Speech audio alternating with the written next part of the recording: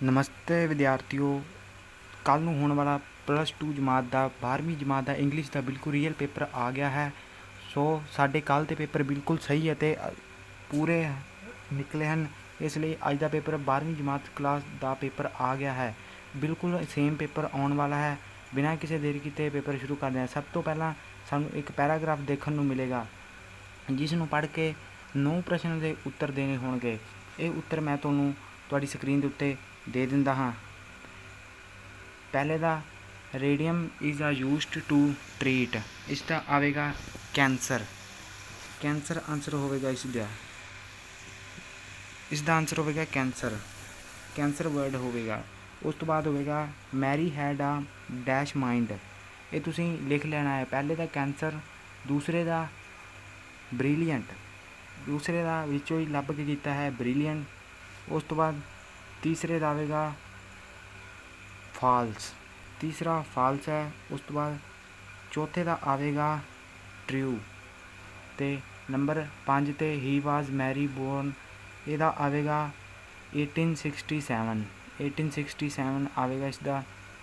1867 ਦੇਖ ਸਕਦੇ ਹੋ ਤੁਸੀਂ, ਆ ਪਿਆ 1867।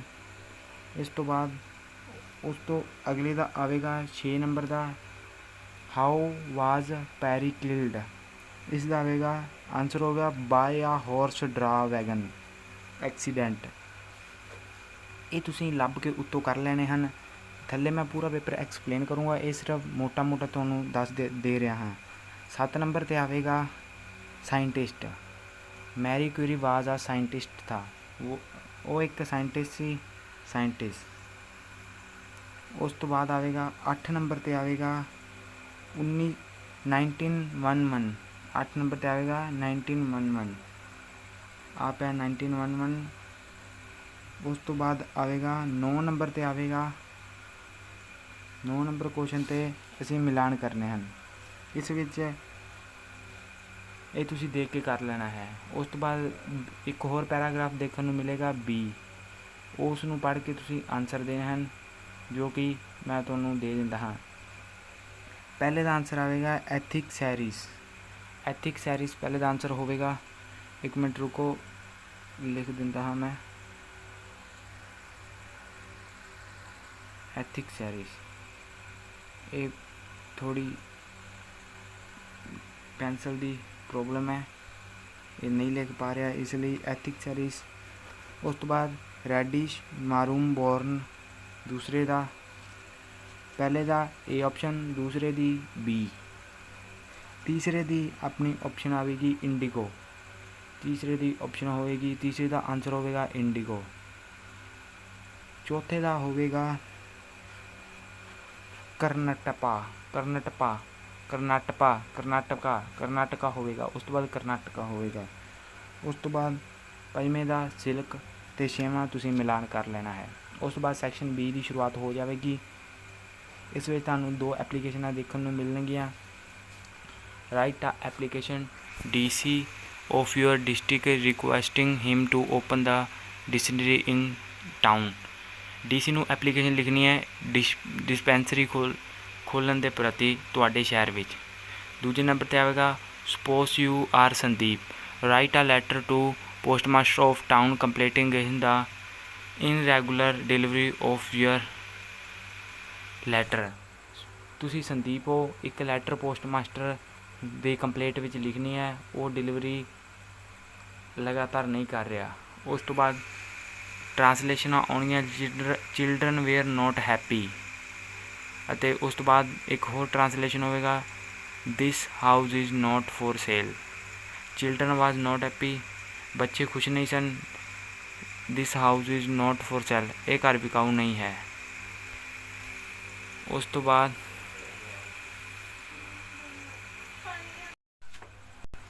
ਤੁਸੀਂ ਠੀਕ ਨਹੀਂ ਹੋ, ਯੂ ਆਰ ਨੋਟ ਫਾਈਨ, ਇਹ ਆਮ ਰਸਤਾ ਨਹੀਂ ਹੈ, ਦਿਸ ਇਜ਼ ਨੋਟ ਸਿੰਪਲ ਵੇ। ਉਸ ਤੋਂ ਬਾਅਦ 4 ਨੰਬਰ 'ਤੇ ਤੁਹਾਨੂੰ, ਉਸ ਤੋਂ ਬਾਅਦ 4 ਨੰਬਰ 'ਤੇ ਬਲੈਂਕਸ ਆ ਜਾਣਗੀਆਂ। She is as pure as an angel, an ਆਵੇਗਾ। ਉਸ ਤੋਂ ਬਾਅਦ this road lead to Amritsar, this आवेगा I have many friends in the city, many आवेगा the Ganga is a scared river, the आवेगा। उस तो बाद इनफिनिटिव ये तुसीं आप कर लेने पेपर विच। उस तो बाद तुहानूं आंसर देने हैं, तुहानूं सिर्फ क्वेश्चन दस दिंदा हाँ, आंसर तुसीं खुद आप लग लेने। पहला सही या गलत दसना है। Hasan had a problem of attendance, yes true है। उस तो बाद दूसरे नंबर पर how do is Hasan spend all this time, Phillips spent his time playing a part of learning music. 4 number Philip service a band master of different president. Proprietor is term literally things. When did Thomas go to the bank to return the bank loan? After 2 months, B after 2 days, C after 2 weeks, D after 2 hours। ਇਹਨਾਂ ਵਿੱਚੋਂ ਜਿਹੜਾ ਸਹੀ option ਹੋਵੇਗੀ ਉਹ ਤੁਸੀਂ ਕਰ ਦੇਣੀ ਹੈ। ਉਸ ਤੋਂ ਬਾਅਦ 7 ਨੰਬਰ 'ਤੇ who trampled on the trees of the writer? A the liftman, B the passenger, C the bus conductor, D his son। 8 number why was the passenger hurled out of the lift? उस बाद part B extensive study. First who is the right the school of the sympathy, writer लिखना है school of sympathy का। The name of the garden was Jack, true false. What was the red haired policeman carrying his hands, how was chasing the dog. 5 number पे how many sibling did Polly have, the name of Polly eldest sister was Mangala कैंपस राधा सुलेखा।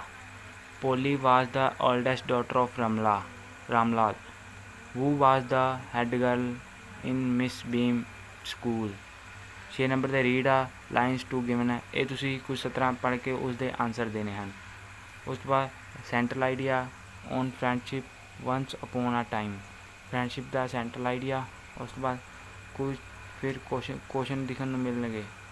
उस तो बाद कुछ question फिर दिखने को मिलणगे। यह है what was the narrator profession, during which days would Hassan often show the class,